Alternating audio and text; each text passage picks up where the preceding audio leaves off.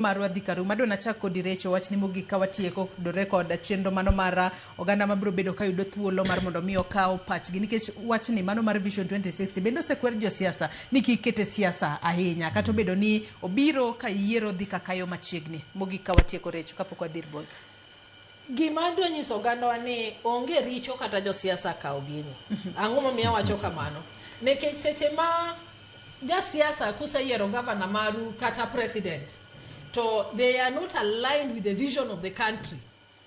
Ema okel shida ma wan go ni we are doing it the wrong way. Ng'ato ka ng'ato biro ga agenda mare.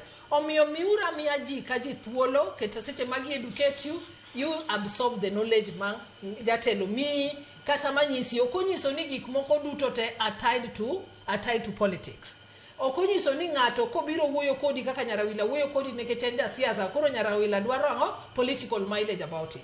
En mana ni wapuonjre mondo wane ni ere kaka wanyalo dongo oganda marwa as a society. Omiyo an chunya gombo ni kadipo ni gini inyalo kal to maduong' mogik ni ng'ato ka ng'ato makelo agenda mare, ng'ato ka ng'ato makelo manifesto mare, can that agenda be aligned to the national vision? Erokamano inyare chelo molo don bonyo wach ni mogik kawatieko.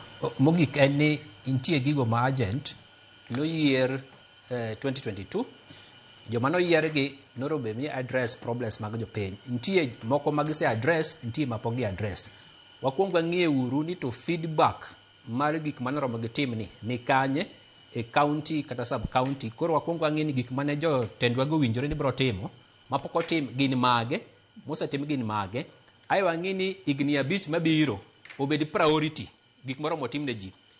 Vision 2060 is important. So by the time obedo roll